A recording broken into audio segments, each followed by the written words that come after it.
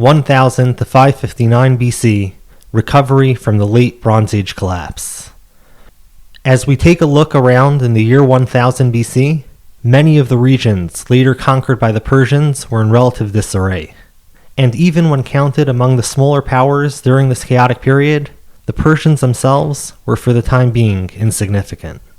In the west, the Mycenaeans, along with other Aegean powers, had formerly collapsed, and the Greek city-states have yet to emerge. Down south, Egypt had more recently seen the end of the stable New Kingdom of Egypt into the chaotic Third Intermediate period. The Hittites, meanwhile, had collapsed as well, and the Assyrians had been damaged greatly from their prior power, but they remained and would indeed see great days ahead. Moving further southeast, we find a number of groups in the Zagros Mountains yet to play large roles upon the glorious stage of the human story. From the southernmost one would start to grow the largest empire to have ever existed up to this point. These groups were, moving north to south, the Medes, Elamites, and Persians. Of these three, the Elamites were probably the most significant in the couple of hundred years prior to the mid to late 6th century rise of Persia. The Medes were characterized by chiefdoms, including walled settlements, and saw some conflict with the Assyrians. While Herodotus fancies that the Medes grew into a grand empire, and debate surrounds their exact extent, archaeology belies the grandness of his claims. And while no consensus yet rules for the story of the Medes, there is general agreement that there is no proof of a Median empire. On the contrary, at the height of their imagined powers in Herodotus' eyes, archaeological sites provide evidence of a reversion to pastoralism. To the south of the Medes are the Elamites, who enter the millennium in a weakened post-late Bronze Age collapse, recovering some a couple of hundred years later.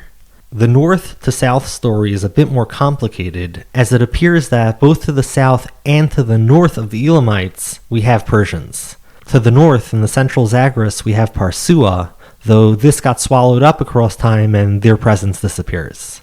And in the south, we have Persis, Persia proper, or Anshan. In contrast to the Elamites, the Persians of Persis had no kingdom and were organized at the time into families, tribes, and clans. At times, Anshan fell under the rule of the Elamite king, and Persian kings would later call themselves King of Anshan. Over the following hundreds of years, all these peoples did their dances, but for our story, this all leads up to the 559 BC succession to the throne of the soon-to-be Persian Empire by Cyrus the Great. By 750 BC, nascent Greek cities were emerging. To their east, and in fact controlling some Greek areas, the kingdom of Lydia had grown in power. The Egyptians had troubles with invasions over this period by Libyans, Nubians, and most recently the Assyrians. But Egypt is once again returned to Egyptian rule as Assyria began seeing chinks in their armor under Ashurbanipal, and in the 12th year of Pharaoh Psamtik I's reign, he ousts the Assyrians. Now the Assyrians themselves had quite a run of it before this weakening and their later collapse, as they re-emerged in the first century of the millennium and grew significantly over the coming couple of hundred years. But at the end of the 7th century BC, the Neo-Assyrian Empire, founded in 911 by Adad-nirari II, fell to the combined forces of the Babylonians and Medes, who took the city of Ashur in 614, then Nineveh in 612, and finally the last capital of the Assyrians for their last 3 years, and a city that would later matter to the last king of the Babylonian Empire, Haran, fell in 609.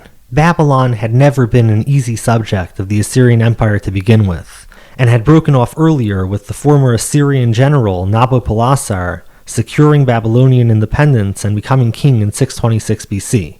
He then led Babylon against the Assyrians and seemingly shafted his allies the Medes, and we find Nabopolassar sitting atop Babylon as she became an empire once again. Before the Assyrians fell, they destroyed Susa of the Elamites and deported many of their inhabitants in 646 BC. The weakening of Elamite power, starting earlier than the conquest of Susa, saw the corresponding growth of Persian rule, coming to rule Anshan themselves, and by 645 BC at least, they had a king, as evidenced by an Assyrian recording of tribute paid to the Assyrians by a Persian king Kurush. The Persians would adopt certain Elamite practices, and in fact the Elamite language would remain as well and be one of the official languages of the Persian Empire's administration. And it's argued that the early Persian kings may have, in their own eyes, been continuing the Elamite story of kingship. Meanwhile, as mentioned, the Medes up north are having a rough go of it, with their walled settlement-centered lifeway seeming to transition to pastoralism in the 6th century. The first Persian kings were just that, kings of the Persians. But Cyrus, son of Cambyses, son of Cyrus, of the Achaemenid clan of the tribe of Pasargadae, would come to power in 559 BC. With that, everything changes. 559 to 522 BC, the Persian Empire takes over. With Cyrus on the throne, the Persian story takes a turn.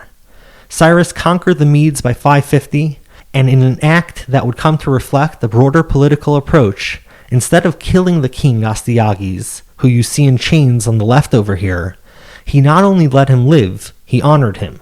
Another feature of Cyrus' imperial policy was to not force people to worship his religion, and on the contrary, he allowed the continuance by the people he conquered of their worship.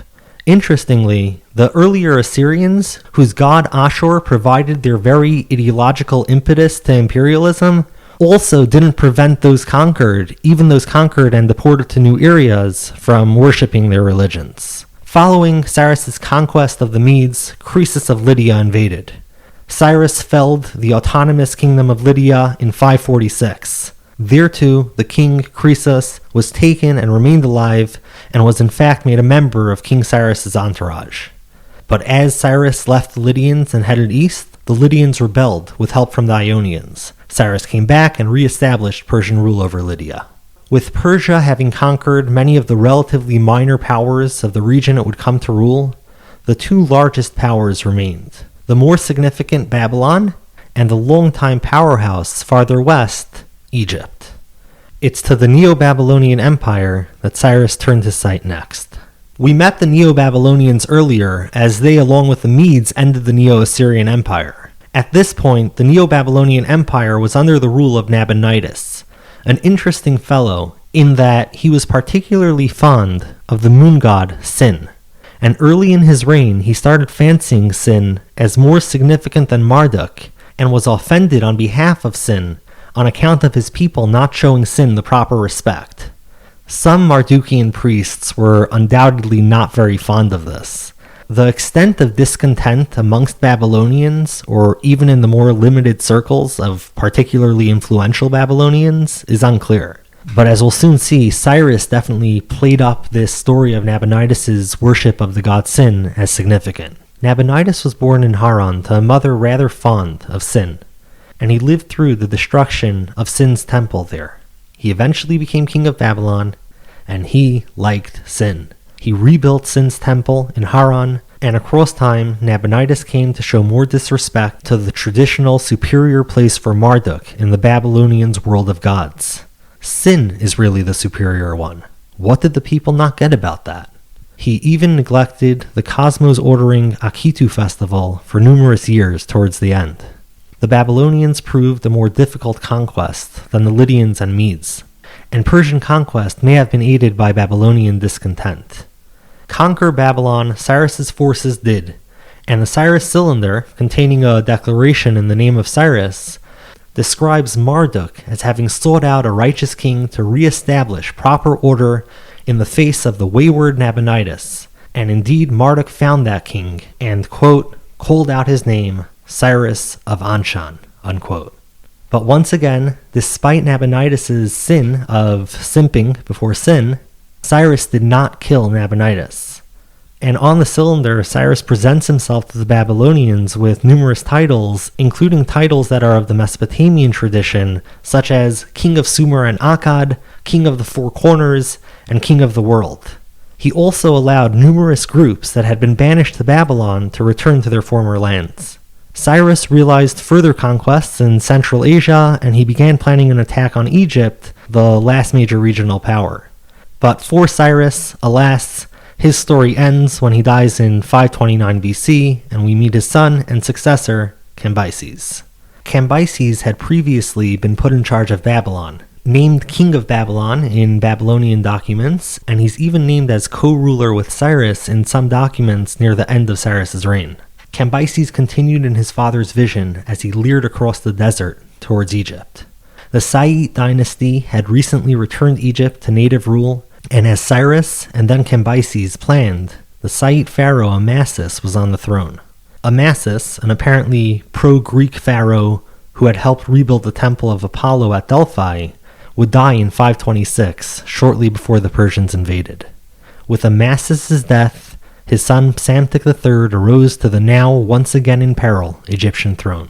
Cambyses gathered naval allies from Phoenicia, Cyprus, and Samos. He was possibly aided by a Greek defector from the Egyptian army, Phanes, who advised him on the best way to navigate the Sinai Desert.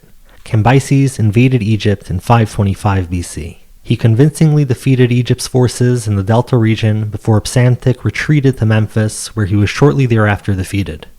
Psamtik is kept alive, but he commits suicide shortly after. Cambyses then secures Persian rule over Egypt, to the west up the Siwa, as well as to the south up to the Nubians. But he's called away in 522.